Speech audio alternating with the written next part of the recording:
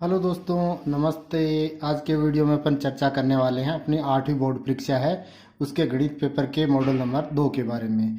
अन्य विषयों के मॉडल पेपर भी चैनल पर अपलोड हो चुके हैं दोस्तों, आप वहां चैनल पर जाके विजिट कर सकते हैं। चैनल को सब्सक्राइब कर लीजिए, बेल आइकन को ऑन कर लीजिए ताकि आने वाले वीडियो का नोटिफिकेशन आपको मिल जाएगा। इसके अलावा डिस्क्रिप्शन में टेलीग्राम चैनल भी लिंक भी दिया हुआ है, वहां से जाके भी आप विभिन्न वीडियोज़ की लिंक प्राप्त कर सकते हैं और इसकी PDF भी प्राप्त कर सकते हैं। तो शुरू करते हैं दोस्तों अपन मैथ का मॉडल पेपर। तो इसके अंदर पहला प्रश्न दिया है दोस्तों, 1/4 जोड़ 1/2 का मान होगा। तो इसको हल करेंगे दोस्तों, मैं पूरा आराम से आपको हल करके बताऊंगा।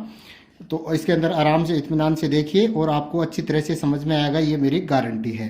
तो 1/4 प्लस 1/2 को अपन को हल करना है। तो इसके लिए हल करते हैं तो अपन क्या करते हैं दोस्तों, लघुत्तम लेते हैं। लघुत्तम इन 4 और 2 का लघुत्तम लेना है। तो लघुत्तम का मतलब क्या होता है दोस्तों, ऐसी संख्या है जिसके अंदर जो 4 के पाड़े में भी आए 2 के पाड़े में भी आए। तो जैसे 4 ही है, छोटी से छोटी लेनी है। तो देखो 4 है, वो 4 के पाड़े में भी आती है, 2 के पाड़े में भी आती है। तो 4 अपन यहाँ लिख देते हैं। अब देखो क्या करना है, 4 का पाड़ा कितनी बार बोलेंगे तो 4 आएगा, एक बार बोलेंगे तो 1 को 1 से गुणा करेंगे तो क्या आएगा 1। फिर जोड़ का निशान है तो जोड़ लगा दो। फिर 2 का पाड़ा कितनी बार बोलेंगे 4 आएगा 2 बार, और 2 का 1 से गुणा करना है। 2 का पाड़ा एक बार बोला 2, तो कितना आया 2 को 3 से जोड़, 1 को से जोड़ा 3 और बटे 4, यानी 1 + 2 कितने हो गए 3 और बटे 4। तो 3/4 इसका आंसर हो गया। तो इसके अंदर जो 3/4 ऑप्शन है वो राइट ऑप्शन हो जाएगा। इसके बाद में अगला प्रश्न है दोस्तों, x जोड़ 6 बराबर 21। तो x का मान ज्ञात कीजिए, यानी x का मान आपको ज्ञात करना है। समीकरण अपने पास क्या है, x जोड़ 6 बराबर 21। अब इस समीकरण को हल करते हैं। तो समीकरण हल करते हैं तो क्या करते हैं दोस्तों, x वाली जो संख्या है वो इस साइड ले लेते हैं। तो जैसे x अपनी जगह सही है और संख्या इस साइड लेते हैं, तो 21 अपनी जगह सही है। अब 6 एक संख्या है जो इस साइड है, तो अपन को इसको इस साइड लाना होगा। तो इसके लिए अपन क्या करेंगे, जो प्लस है तो माइनस में कर देंगे, माइनस है तो प्लस में कर देंगे। तो ये प्लस का 6 है तो यहाँ हो जाएगा माइनस का 6। तो x बराबर क्या आएगा दोस्तों, 21 में से 6 घटाएंगे 15 आएंगे। तो इसका राइट आंसर हो जाएगा अपना 15। इसके बाद में नेक्स्ट क्वेश्चन है दोस्तों अपना तीसरा प्रश्न, चतुर्भुज के चारों अंतः कोणों का योग होता है तो कितना होता है, 360 होता है। तो इसके अंदर दोस्तों मैं सबका ही बता देता हूं आपका। देखो आपको सबसे पहले क्या होता है, त्रिभुज होता है। क्या होता है, त्रिभुज। त्रिभुज के अंतः कोणों का योग सबका एक साथ याद करवा दूंगा, चाहे कितनी भी बार कोई सी भी बुझाव वाला पूछो। अंतः कोणों का योग, अब आपको एक याद कर लेना है, त्रिभुज के तीनों अंतः कोणों का योग होता है 180 डिग्री। अब इसके बाद में जैसे आपसे 4 भुजाओं वाला पूछ ले, जैसे 4 भुजाएं चतुर्भुज, यानी जिसके अंदर 4 भुजाएं, इसके अंतः कोणों का योग कितना होगा, पंचभुज का कितना होगा, षटभुज का कितना होगा, सप्तभुज का कितना होगा, अष्टभुज का कितना होगा, कितने भी पूछ लो। आपको इजी वे में क्या करना है दोस्तों, त्रिभुज का एक याद कर लेना है। त्रिभुज का एक याद करने के बाद में आपको देखो यहाँ 18 से चलना है। 180 का पाड़ा तो अपन को आता नहीं, 18 का पाड़ा बोलना है। देखो 18 एकम 18, 18 दूनी 36, 18 तीय 54, 18 चौक 72, 18 पंजे 90, 18 छक्के 108 पाड़ा बोल लिया। अब आगे जैसे इसके आगे 1 जीरो है तो एक जीरो लगा दीजिए। अब देखो आप सब बता सकते हैं, चतुर्भुज के चारों अंतः कोणों का 360, पंचभुज के पांचों अंतः कोणों का योग 540, षटभुज का 720, सप्तभुज का 900, अष्टभुज का 1080। आपसे कोई सा भी पूछ ले, आप त्रिभुज का याद रखिए 180 और ऐसे 18 का पाड़ा बोलते जाइए, एक जो भुजा है वो बढ़ाते जाइए। तो अपने क्या पूछा है, चतुर्भुज पूछा है, तो कितना होगा 360। तो 360 इसके अंदर अपन ने राइट आंसर कर दिया है, तो इसका क्या होगा 360। इसके बाद में दिया है दोस्तों कि संख्या 121 का वर्गमूल होगा, या 121 का वर्गमूल है। तो दोस्तों सही तो ये रहता है कि आपको वर्ग और वर्गमूल 1 से लेकर 10 तक के तो याद ही होने चाहिए। 1 का वर्ग का मतलब क्या होता है, 1 × 1 बराबर 1। 2 का वर्ग का मतलब क्या होता है, 2 का पाड़ा 2 बार बोलना 4। 3 का वर्ग कितना होता है, 3 × 3 9। 4 का 4 × 4 कितना होगा 16। तो इस तरह से आप याद रखोगे तो 10 तक करेंगे। तो जैसे 5 का 25, 6 का 36, 7 का 49, 8 का 64, 9 का 81 और 10 का 100, 10 × 10 100, और 11 का 11 × 11 कितना होता है, 11 का पाड़ा 11 बोलते हैं 121। तो ये तो आपको याद ही होने चाहिए, वैसे 20 तक याद रहने चाहिए। इसके अलावा अपन वर्गमूल ज्ञात भी कर सकते हैं। वर्गमूल ज्ञात करने के आगे जैसे विधियां आएंगी तो मैं उसमें बता दूंगा आपको। तो जो है 121 का वर्गमूल क्या होगा, 11 होगा।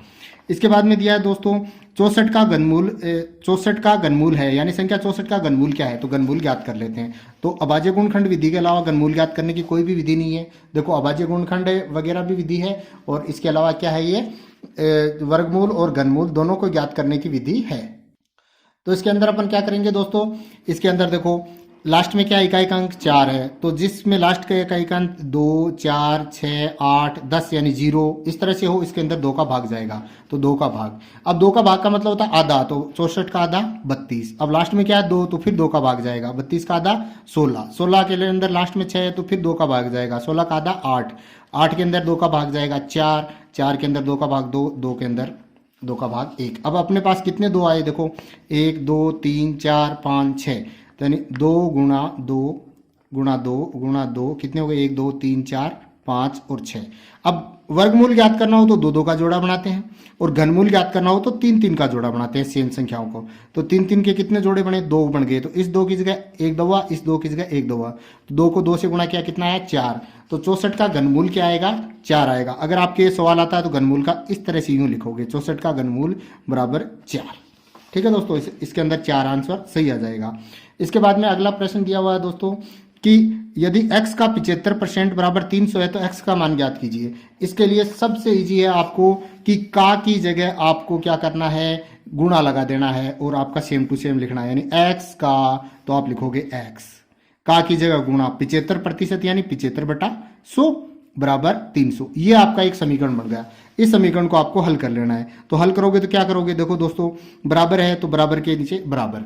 इसके बाद में क्या देखते हैं दोस्तों अपन, इसके अंदर देखते हैं कि जैसे इस साइड में x है तो x तो इस साइड में है ही, इस साइड में कितना है 300 है तो 300 अपनी साइड में लिख देते हैं।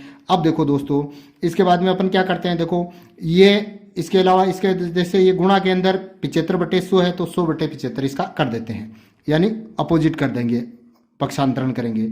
अब देखो दोस्तों, अब 75 और 100 कितने के पहाड़े से कट रहे हैं, 25 के पहाड़े से कट रहे हैं, तो 25 चौक 100 और 25 तिया 75।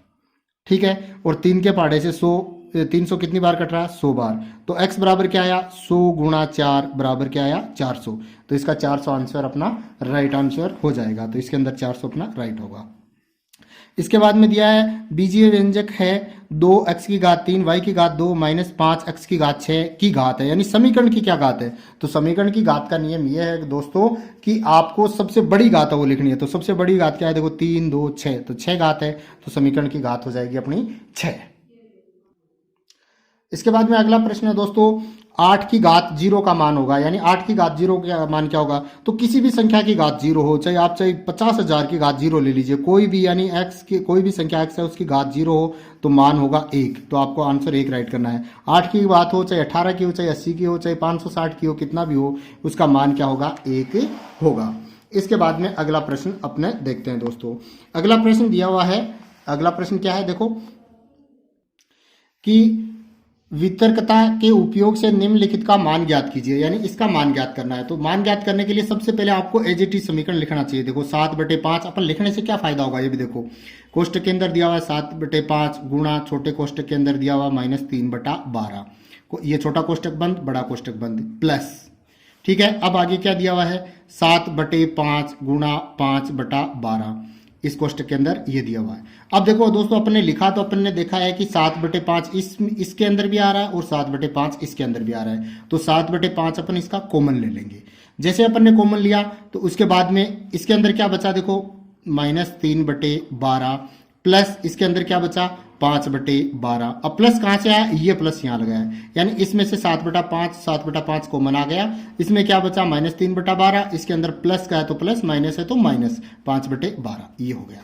ठीक है, अब इस समीकरण को अपन आगे हल कर लेते हैं। आगे हल करेंगे तो देखो क्या करेंगे दोस्तों, इसके अंदर देखो 7/5 तो सही है अपनी जगह, और इसके अंदर अपन इसको जोड़ करेंगे, तो इसको जोड़ करेंगे तो कैसे करेंगे, देखो नीचे वो संख्या लेंगे जिसके अंदर दोनों साइड 12 है, तो ऐसी संख्या जिसमें 12 के पहाड़े में आती है तो सबसे छोटी संख्या 12 ही होती है। ठीक है दोस्तों, अब 12 का भाग 12 में कितनी बार जाता है, एक बार, एक को -3 से गुणा करेंगे तो -3, प्लस है तो प्लस। 12 का भाग 12 में कितनी बार जाता है, एक बार, और एक को 5 से गुणा करेंगे तो क्या आएगा 5। तो अब क्या हो गया दोस्तों 7/5, और कोष्टक के अंदर क्या आया -3 और 5, यानी एक माइनस का और एक प्लस का है तो क्या हो जाएगा माइनस हो जाएगा, यानी 5 में से 3 घटाए 2/12। अब कोष्टक नहीं लगाएंगे क्योंकि दोस्तों कोष्टक की जगह, कोष्टक का मतलब क्या होता है गुणा होता है। अब देखो दोस्तों 7 को इसके 12 से गुणा कर देते हैं, जैसे 7 को अपन क्या करेंगे 2 से गुणा कर देंगे और 5 को 12 से गुणा कर देंगे। इसके अलावा अपन काट भी सकते हैं, जैसे 2 को 6 बार बोला यानी 2 का पाड़ा 6 बार बोला तो 12 आया। तो इसके अंदर क्या बचा दोस्तों, ऊपर बचा 7 और नीचे 6 और 5 या 5 गुना 6 दोबारा लिख लो और 7, 6 को 5 और 5 बार बोला 30, तो 7/30 इसका आंसर राइट आंसर हो जाएगा। अब अगला है दोस्तों समीकरण 15 गुणा y minus 4 minus 2 y minus 9 plus 5 y plus 6 बराबर 0 समीकरण को हल कीजिए, यानी x का मान ज्ञात करना है। तो समीकरण आपको पहले एज इट इज लिखना चाहिए। जैसे अपन लिखेंगे अपने को इसके अंदर बहुत सारी चीजें हैं वो समझ में आ जाएंगी। तो अपन ने समीकरण एज इट इज लिख लिया, लिखने के बाद बराबर 0। अब देखो दोस्तों कोष्टक के अंदर देखो, इसके अंदर तीन पद हैं, 1 पद 2 पद 3 पद। तो इसके अंदर 3 पद हैं, तो इसके अंदर देखो ये प्लस और माइनस का निशान आता है, वहां पद बदल जाता है। तो अपन क्या करेंगे, ये 15 है, ये y से भी गुणा है और 4 से भी गुणा है। तो देखो दोस्तों 15 को y से गुणा क्या करते हैं तो क्या आता है 15y आता है, प्लस माइनस माइनस 15 का पाड़ा 4 बार बोला, 15 को 15, 15 दूनी 30, 15 3 45, 15 चौक 60। ठीक है, तो इसका हल हो गया 15y माइनस 60। अब देखो दोस्तों माइनस और y से पहले क्या है प्लस, तो माइनस से प्लस क्या होता है माइनस, 2 का पाड़ा y बार बोला तो मतलब 2y, माइनस और माइनस कितना हो गया माइनस माइनस प्लस, और 2 का पाड़ा 9 बार बोला 18, दूसरा पद भी हल हो गया। अब देखो दोस्तों प्लस 5 के पहले प्लस और y के पहले कोई निशान नहीं है मतलब प्लस, 5 का पाड़ा y बार बोला 5y, और इसके पहले भी प्लस इसके पहले भी प्लस, तो कितना हो गया प्लस, और 5 का पाड़ा 6 बार बोला 30, बराबर आ गया 0। इतना समीकरण अगर आप हल कर लेते हो तो आपका आधे से ज्यादा प्रश्न हो गया है। अब अपन को क्या करना है दोस्तों, जो y वाली संख्या है वो इसी साइड रखनी है, और जो संख्या खाली संख्या जैसे 60 है 18 है 30 है इसको अपोजिट साइड ले जाना है। अपोजिट साइड ले जाना है तो प्लस का माइनस और माइनस का प्लस। तो देखो 15y एज इट इज है यहीं रहेगा, minus 2y as it is यहीं रहेगा, plus 5y as it is यहीं रहेगा, और इसके अंदर बराबर क्या आ जाएगा दोस्तों, इसके अंदर देखो माइनस का 60 है तो इधर हो जाएगा तो प्लस का 60, प्लस लगाने की जरूरत नहीं। इधर प्लस का 18 है तो इधर आएगा तो माइनस का 18, और इधर प्लस का 30 है तो इधर आएगा तो माइनस का 30। अब देखो इसके अंदर प्लस के कितने हैं 15 है और 5 है तो कितने हो गए 20, और 20 में से 2 घटाए तो कितने बच गए 18, तो 18y आ गया। ठीक है, इसमें से देखो प्लस का कितना है 60 और माइनस का कितना है 18 और 30, 18 और 30 कितने होते हैं 48, और 48 में से अपन क्या करते हैं दोस्तों, जो 60 में से अपन 48 घटाते हैं, क्योंकि ये क्या आएगा 60 माइनस 48 आएगा, और 60 में से 48 घटाएंगे तो कितने बचेंगे 12। अब देखो दोस्तों अब बराबर के नीचे बराबर y है, y की जगह y, 12 की जगह 12, 18 और y के बीच में गुणा का निशान है, इधर आया तो भाग का निशान। अब अपने पास उतरा है 12/18, तो 6 की ऐसी संख्या है जो 12 भी आता है इसके पाड़े में और 18 भी आता है, तो 6 दूनी 12 और 6 × 18, तो y बराबर 2/3 इसका आंसर राइट आंसर अपना हो जाएगा। अब अगला प्रश्न देखते हैं दोस्तों। अगला प्रश्न क्या है, निम्नलिखित संख्याओं में से प्रत्येक के घन का इकाईकांक ज्ञात कीजिए, यानी इकाईकांक बताना है, सिर्फ पूरा इसका घन ज्ञात नहीं करना है। तो दोस्तों अपन इसका करने के लिए क्या करेंगे, देखो सबसे पहले आराम से समझना है इसको कि इसके अंदर अपने पास 8888, तो 8888 में इकाईकांक, सिर्फ इकाईकांक ही पूछा तो इसमें इकाईकांक क्या होगा बराबर 8। ठीक है, तो अतः अपन क्या करेंगे 8 का घन यानी 8 की घात 3 कितना हुआ 8 की घात 3 यानी 8 गुणा 8 गुणा 8, तो कितना आया 8 का पड़ा 8 बार बोला 64, और 64 को 8 से गुणा कर लेना आप, कितना आएगा इसका आएगा 512। अब 512 में इकाईकांक क्या दो है, तो इस संख्या का पूरा का घन करेंगे उसमें इकाईकांक 2 ही आएगा। तो अपन लिखेंगे अतः 8888 के घन में इकाई का अंक क्या होगा बराबर 2 आंसर। इस यानी इसके अंदर जो इकाई का अंक आएगा इकाई वाले का अपन घन करेंगे, और जो संख्या आएगी उसमें इकाई का अंक होगा वही अपना आंसर रहेगा। इसी तरह से एज इट इज इसको कर लेते हैं। इसमें क्या है दोस्तों 149, तो 149 में इकाई ऐसा कैसा लिखना है आपको, इकाई का अंक कितना है 9 है दोस्तों। ठीक है, अब 9 है तो अतः अपन क्या करेंगे 9 का घन कर देंगे। 9 का घन का मतलब 9 की घात 3 यानी 9 गुणा 9 गुणा 9। अब आप 9 का पाड़ा 9 बार बोलोगे कितना आएगा 81, और 81 को आप 9 से गुणा करोगे तो आपके पास 729 आएगा, आप करके देख लेना। ठीक है, तो अपन क्या लिखेंगे अतः इसके अंदर इकाई का अंक 9 आया, तो इसके अंदर अपन लिखेंगे 149 के घन में इकाई का अंक क्या होगा दोस्तों, इकाई का अंक होगा 9, आंसर इसका आ जाएगा। ठीक है, आपको इस तरह से लिखना, आपको पूरा घन नहीं करना है। अगर आप पूरा घन करके करते हो तो भी मतलब सही होता है, लेकिन इतनी मेहनत अपन को करनी नहीं है बेफालतू के अंदर। इसके बाद में अगला प्रश्न है 25 विद्यार्थियों में से 72% विद्यार्थी गणित में अच्छे हैं, तो कितने विद्यार्थी गणित में अच्छे नहीं हैं? तो आपको ये ज्ञात करना है। तो कितने विद्यार्थी अच्छे हैं? 72% हैं। तो अपन या तो ये कर लेंगे कि अच्छे विद्यार्थियों का प्रतिशत ज्ञात कर लेंगे और फिर 25 में से घटा देंगे, या फिर जो अच्छे विद्यार्थी नहीं है उनका प्रतिशत ज्ञात कर लेंगे और उसमें से घटा देंगे। तो सबसे पहले अपन अच्छे विद्यार्थी ज्ञात कर लेंगे। तो अपन लिखेंगे गणित में अच्छे विद्यार्थी, गणित में अच्छे विद्यार्थी कितने होंगे दोस्तों? क्या दिया है? 25 का 72%। तो का की जगह आपको क्या लिखाना है? 25 का की जगह गुणा 72%। ये लो दोस्तों, ठीक है। अब देखो इसके अंदर क्या हुआ, कितने, इसके अंदर अपन क्या करेंगे, देखो 25 के पाड़े से 100 है वो 4 बार कट जाता है, तो अपने पास आता है 72/4। अब अपन इसके अंदर 72 के अंदर 4 का भाग देते हैं तो कितना आता है, देख लेते हैं। 4 का भाग 72 में दिया, आपको रफ में करना है या नहीं करना है। 4 एकम 4, 3 832 यानी 18 आया अपने पास। तो अपने पास इसका क्या आंसर आएगा दोस्तों? 18। तो इसके अंदर पूछा है गणित में अच्छे हैं, तो गणित में अच्छे 18 हैं, तो 18 तो अच्छे विद्यार्थी हो गए। अब इसमें अच्छे विद्यार्थी नहीं है वो पूछा है, तो अपन जो 25 में से 18 घटा देंगे तो वो गणित में अच्छे विद्यार्थी नहीं होंगे। तो अपन लिखेंगे अतः गणित में अच्छे यानी होशियार विद्यार्थी नहीं कितने होंगे?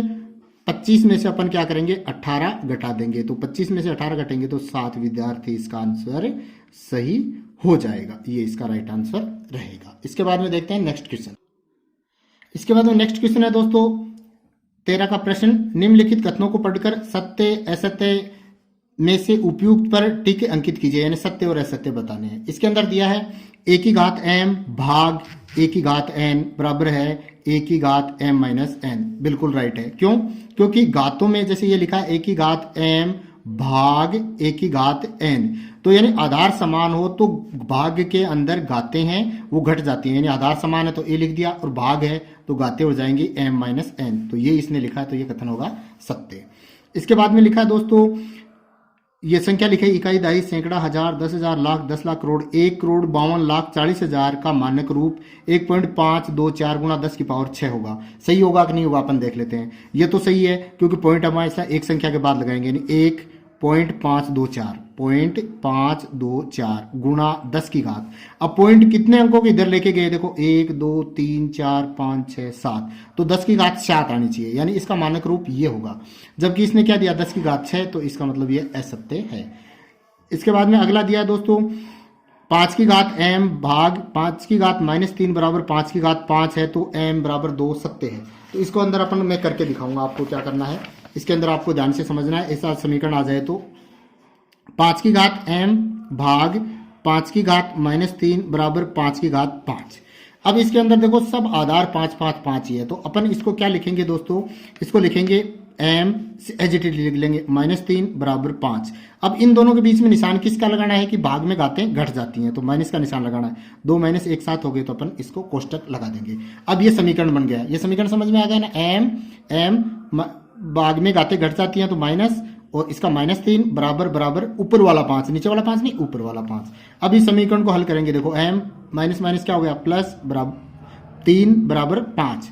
अब m बराबर क्या आएगा दोस्तों? 5 माइनस इधर जो -3 हो जाएगा क्योंकि इधर प्लस में है, तो m बराबर क्या आएगा? 2। तो इसने यही कहा है कि m बराबर 2 सत्य है, बिल्कुल सत्य है।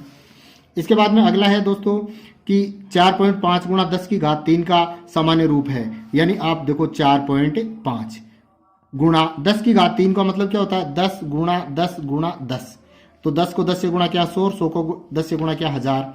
अब देखो दोस्तों यानी 4.5 गुणा 1000। तो आपको पता है दोस्तों इसको 4.5 को अपन 1000 से गुणा करते हैं। आप गुणा करके देख लेना, 4500 ही इसका आंसर आएगा, तो ये सत्य होगा। इसके बाद में अपन देखते हैं दोस्तों अगला प्रश्न। रिक्त स्थानों की पूर्ति कीजिए। सभी बहुभुजों के बाह्य कोणों का योग, हमेशा याद रखना है कि अंतः कोणों का योग तो मैंने आपको बताया था इस तरह से कि सबका अलग अलग होता है। अंतः कोणों का योग तो इस तरह से होता है, और बहुभुज के जो बाह्य कोण है, चाहे कितना भी भुजा हो जाए, बाह्य कोणों का योग हमेशा की हमेशा 360 डिग्री होता है, चाहे कितनी भी भुजाएं हो। अंतः कोण इतना होगा, याद रखना है, बाह्य कोण 360 होगा, तो इसके अंदर 360 आंसर राइट आंसर हो जाएगा। इसके बाद में अगला देखो, किसी समबाहु में कम से कम खालिस्तान का कोण संभव है, यानी समबाहु यानी समान भुजाएं होनी चाहिए। कम से कम यानी कम से कम समबाहु क्या बनता है दोस्तों, त्रिभुज बनता है। क्या बनता है, त्रिभुज बनता है। तो त्रिभुज के तीनों अंतःकोणों का योग कितना होता है, 180। अब 180 के अंदर सभी भुजाएं समान है तो सभी कोण भी समान है, तो 180 को अपन 3 भागों में बांटेंगे तो कितना आएगा, 60 60 60। तो 60 60 आएगा, यानी प्रत्येक कोण 60 60 मिनिमम हो सकता है, इससे छोटा कोण समबाहु में नहीं हो सकता। तो इसका आंसर आएगा 60 डिग्री। ठीक है। इसके बाद में नेक्स्ट क्वेश्चन देखते हैं दोस्तों, आकृति। इसके अंदर ये देखो समांतर चतुर्भुज दिया हुआ है। समांतर चतुर्भुज का मतलब होता है आमने सामने की भुजा समांतर हो और बराबर हो, तो ये इसके बराबर होगी, ये इसके बराबर होगी। तो इसके अंदर ये होता है कि जब कोण भुजाएं बराबर होती हैं तो सम्मुख कोण भी बराबर होते हैं, यानी ये जो y कोण है, ये कोण डी वाला, इसके अंदर y लिखा हुआ है, y कोण 100 के बराबर होगा, तो y कितना होगा, 100 होगा। ठीक है। अब देखो दोस्तों x और z, तो x का मान ज्ञात करना है। तो आपको देखो दोस्तों, ये चारों कोणों का अंतःकोणों का योग कितना होता है, 360। अब 360 में से 100 का ये हो गया, 100 का ये हो गया, यानी 200 तो घट गए, तो कितना बचा, 160। 160 में आधा ये होगा, आधा ये होगा, तो 160 का आधा क्या होता है, 80 डिग्री होता है। ठीक है। इसके अलावा आप इस तरह से भी कर सकते हैं, दो साइड जो साथ वाले कोण होते हैं, आसन कोणों का योग 180 होता है, तो ये 100 हो गया, तो ये 80 रहेगा। इसके बाद में अगला दिखा है दोस्तों, समपंचभुज के प्रत्येक बाह्य कोण का मान होगा, यानी समपंचभुज के प्रत्येक बाह्य कोणों का मान। तो समपंचभुज है यानी पंच भुजाएं, यानी कितनी भुजाएं हैं, 5 भुजाएं हैं, तो कोण भी कितने होंगे दोस्तों, 5 होंगे। सम है तो इसका मतलब सभी कोण समान होंगे, यानी पांचों कोण समान है, यानी पांचों कोण आपके समान होंगे। अब इसके अंदर बाह्य कोणों का योग कितना, 360। तो एक कोण कितने का आया, अपन 360 के अंदर 5 का भाग दे देंगे, तो कितना बार जाएगा दोस्तों, देखो 35, एक बचा 10, 5 दूनी 10, 72 डिग्री आएगा। तो इसका राइट आंसर हो जाएगा 72 डिग्री। इसके बाद में अगला प्रश्न है दोस्तों, खंड ए और खंड बे के मिलान कीजिए। तो मिलान करेंगे तो देखो कैसे क्या करना है, ये अपने पास समीकरण दिया दोस्तों, 4p गुणा कोष्ठक के अंदर q प्लस जेड। तो इसको अपन को हल करना है। तो देखो अब मैं हल करके दिखाता हूं, फिर अपने पास उत्तर आ जाएगा। ये बड़ा प्रश्न 2 नंबर का भी आ सकता है, 4 गुणा q प्लस 2, इसको हल करना है। तो इसको हल करेंगे, देखो कोष्ठक के अंदर q है प्लस 2 है, बाहर क्या है, 4p है, तो इन दोनों से गुणा है। तो 4p को अपन q से गुणा करेंगे तो ये से गुणा होंगे तो है नहीं, तो 4pq इसका आंसर आ जाएगा। प्लस है तो प्लस, 4 का पाड़ा 2 बार बोला 8 और p, यानी 4pq प्लस 8p आएगा। तो 4pq प्लस 8p कहाँ है दोस्तों, ये रहा। तो इसका मिलान कर देंगे अपन इससे। इसके बाद में देखो दोस्तों, अगला प्रश्न दिया है p स्क्वायर माइनस 9। तो इसका अपन क्या करेंगे दोस्तों, देखो मैं करके दिखाता हूं आपको। इसका अपन करेंगे, देखो p स्क्वायर माइनस 9 कोष्ठक के अंदर गुणा 4p। अब देखो इसके अंदर 4p है, वो p स्क्वायर से भी गुणा है, 9 से भी गुणा है। तो अपन देखो 4 को p स्क्वायर से गुणा करते हैं, तो 4 का 4, p 1 तो ये हो गया, 2 ये हो गए, तो p की घात 3, प्लस और माइनस करेंगे तो क्या आएगा, माइनस। 9 का पाड़ा 4 बार बोलेंगे 36p, यानी 4p की घात 3 माइनस 36p। तो 4p की घात 3 माइनस 36p ये हो जाएगा। ठीक है दोस्तों। अब इसके बाद में नेक्स्ट प्रश्न क्या है दोस्तों, PQ गुणा P, इसके अंदर कोष्ठक के अंदर दिया हुआ है, मैं आपको हल करके दिखाता हूं, गुणा P माइनस Q आपका ये दिया हुआ है। ठीक है। अब देखो PQ है, इससे भी गुणा है, इससे भी गुणा, सेम सवाल चल रहे हैं। तो P को P से गुणा किया तो P स्क्वायर और Q अकेला, प्लस माइनस माइनस, P अकेला है और Q ये है और ये है, तो Q स्क्वायर, यानी P square Q minus PQ square, यानी P square Q minus QP square. अब देखो दोस्तों एजीटी एक बच्चा है तो वो लास्ट में मिलाना ही है, फिर भी मैं आपको करके दिखाऊंगा, क्यों, क्योंकि ये सवाल आ भी सकता है अलग। यानी P प्लस Q इसके अंदर दिया है गुणा 7p स्क्वायर Q स्क्वायर, यानी ये है, ये इन दोनों से गुणा है। तो गुणा करेंगे, देखो संख्या कोई है ही नहीं, तो 7 का 7, P 2 तो ये हो गए, 1 ये हो गया, तो P की घात 3 और Q की घात 2, क्योंकि Q इधर नहीं है। प्लस है तो प्लस, फिर 7 P की घात 2, क्योंकि P इधर ही है, और Q की घात 2 और 1 3, यानी 3, यानी 7 P की घात 3 Q की घात 2 प्लस 7 P की घात 2 Q की घात 3। तो इसके अंदर अपन एजीटी इसको मिला देंगे। ठीक है दोस्तों। अब देखते हैं इसके बाद में अगला प्रश्न दिया हुआ है, पासे से संबंधित है, यानी प्रायिकता है, और प्रायिकता को आपको हल करना आराम से आना चाहिए। एक सवाल आप हल कर लोगे तो सभी सवाल आपके हल हो जाएंगे।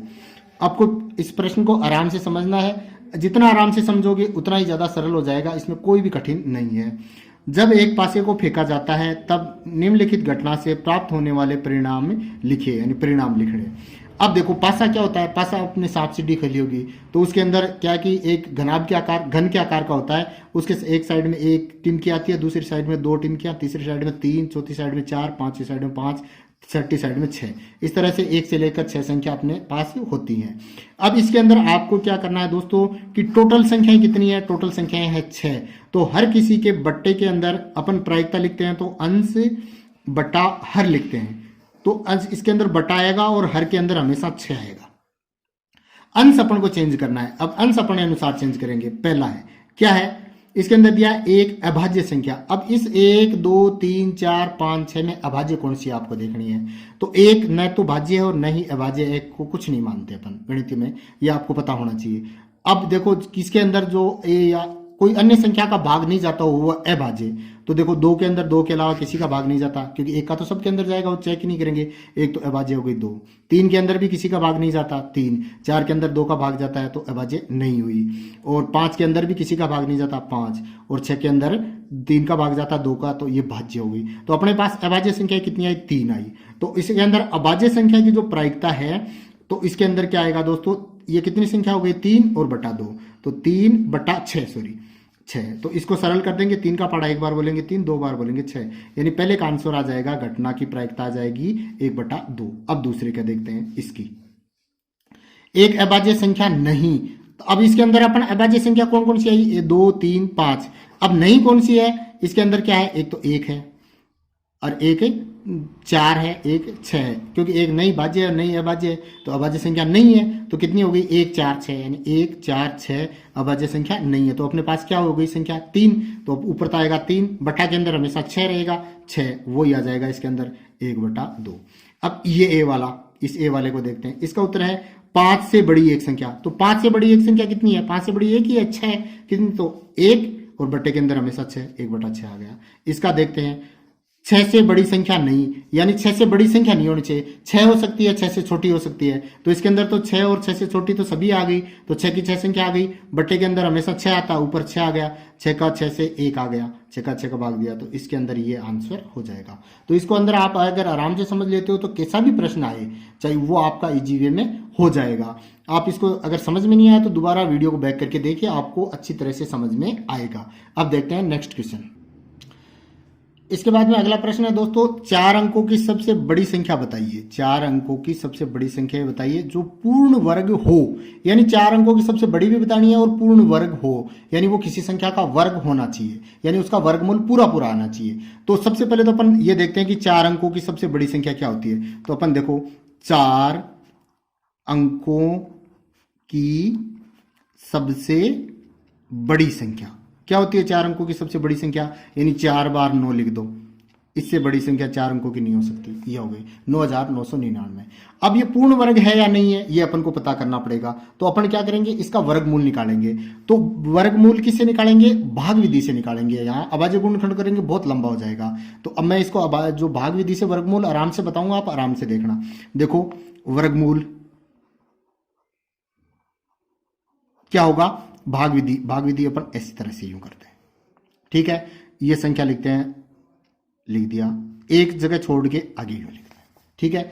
अब अपन इधर वाले से 2 2 के जोड़े बनाते हैं इकाई अंक से, ये बन गया, ये बन गया। अगर इधर एक संख्या और होती तो उस अकेली संख्या का जोड़ा रहता, लेकिन यहाँ 4 संख्या है तो 2 2 का आराम से जोड़ा बन गया। अकेला जोड़ा इस साइड रहेगा, इकाई के अंक से जोड़ा बनाएंगे। अब आपको क्या करना है, यहां अपने पास 99 है, तो अपन को ऐसी संख्या देखनी है जिसको उसी से गुणा करेंगे तो 99 आए या 99 से कम आए, भागों की तरह जैसे भाग करते हैं। तो देखो दोस्तों, आपको पता है, जैसे मैंने बताया कि 9 का वर्ग करते हैं तो 9 का वर्ग क्या करते हैं, 9 का पाड़ा 9 बार बोलते हैं तो कितना आता है, 81 आता है। और 10 का वर्ग करते हैं तो 10 का पाड़ा 10 बार बोलते हैं तो कितना आता है, 100 आता है। तो अब देखो 100 तो ज्यादा हो जाएगा, तो 9 संख्या लेंगे, 9 लेंगे, 9 से गुणा करेंगे तो 81 आएगा, ठीक है। इस तरह से लिखना है। अगर नहीं है समझ में आया तो वापस बैक कर लें। अब देखो इसका माइनस करना है। अब देखो 9 में से 1 घटाया कितना आया, 8, और 9 में से 8 घटाया कितना है, 1। अब अपन क्या करते हैं, इसके अंदर आगे पूरी की पूरी भाग में एक संख्या उतारते हैं, ये पूरा, तो ये सेम का यहाँ सेम का सेम जोड़ा यहाँ का यहाँ उतार दिया। अब अपने पास संख्या आ गई 1899। अब यहाँ क्या करना है अपन को, यहाँ अपन को इस संख्या का डबल यहाँ उतारना है, यानी 9 का डबल कितना होता है, 18 होता है, ठीक है। अब अपन को 18 के सामने ऐसी संख्या लिखनी है जिसको उसी से गुणा करना है। जैसे 18 के सामने मैंने 5 रखा तो आपको इसे 5 से गुणा करना पड़ेगा। तो कितना आएगा, 5 बड़ा 25, 5 का पड़ा 8 बार बोले 40 से 2 42 हासिल 4 और 5 एकम 5 से 4 9, यानी 925 आ रहे हैं। अपने पास क्या लाना है, 18,899 यानी 1899 लाना है। तो ये तो बहुत कम हो गया। अब अपन देखते हैं दोस्तों, जैसे मैं 18 के सामने रखता हूँ 7 रख के देख लेता हूँ। तो 7 से गुणा करना है। 7 का पड़ा 7 बार 49, 4 बचे। 7 का पड़ा 8 बार 7 8 56, 57 58 59 60 हासिल 6, 7 एकम 7 7 6 13। ये तो अभी 1300 ही है, तो अभी काफ़ी कम है। तो अपन मैं क्या करूँगा, इसके 18 के सामने 9 रखूंगा और 9 से गुणा करूंगा। तो 9 से गुणा करेंगे तो 9 का पड़ा 9 बार बोला 81 हासिल 8, 9 का पड़ा 8 बार बोला 9 8 72, 72 8 80 8 और 9 का पड़ा एक बार 9 एकम 9 और कितने के 8 जोड़े तो कितने आए 17, 1701। अब देखो दोस्तों 1701 आ रहे हैं। तो 1701 आ जाएंगे क्योंकि ये 1899 है। 10 रखेंगे तो वैसे ही संख्या बहुत ज़्यादा हो जाएगी, तो 10 से गुणा होगा ही नहीं। तो 18 के सामने अपन क्या लिखेंगे दोस्तों, 9 रखेंगे। 9 से गुणा करेंगे तो कितना आएगा 1701। अब देखो दोस्तों शेष कितना बचा, 8 9 1, 198 बचे। अब इसके बाद में इसमें देखो दोस्तों आगे कोई संख्या है ही नहीं। इसके अंदर अपन को क्या करना है, 198। अब इसको ध्यान से समझो क्या है कि अगर ये 198 शेष नहीं होता तो ये पूर्ण 99 की पूर्ण वर्ग संख्या होती। वापस बोल रहा हूं, 198 संख्या ये कम होती तो ये 99 पूरी तरह से इसका वर्गमूल आ जाता। तो क्या करना है, तो अपन क्या कर लिखेंगे, अतः पूर्ण वर्ग संख्या क्या होगी दोस्तों, इस संख्या के अंदर से 198 घटा देंगे, यानी 9999 में से अपन को 198 घटा देने हैं, वो आ जाएगा। देखो एक बचा 0, कितना बचा 8 9, यानी 9801 पूर्ण संख्या होगी। तो अपन क्या लिखेंगे, अतः 4 अंकों की पूर्ण वर्ग संख्या कितनी होगी, 9801 आंसर। अब दोस्तों वीडियो काफी लंबा हो जाएगा, तो इसलिए आगे वाले जो प्रश्न है वो अपन पार्ट 2 के अंदर देखेंगे दोस्तों। उसका लिंक आपको डिस्क्रिप्शन में मिल जाएगा। चैनल पर बने रहिए, आपको सभी सब्जेक्ट के बहुत सारे मॉडल पेपर का सॉल्यूशन मिलेगा और आपकी तैयारी एकदम मजबूत हो जाएगी। तो चैनल को सब्सक्राइब कर लीजिए, बेल आइकन को ऑन कर लीजिए और डिस्क्रिप्शन में जाकर टेलीग्राम चैनल ज्वाइन कर लीजिए। वहां से आपको इसकी PDF मिल जाएगी, विभिन्न वीडियोज के लिंक मिलते रहेंगे। तो दोस्तों वीडियो अच्छा लगा तो दोस्तों के साथ ज्यादा से ज्यादा शेयर कीजिए। धन्यवाद। जय हिंद, जय भारत।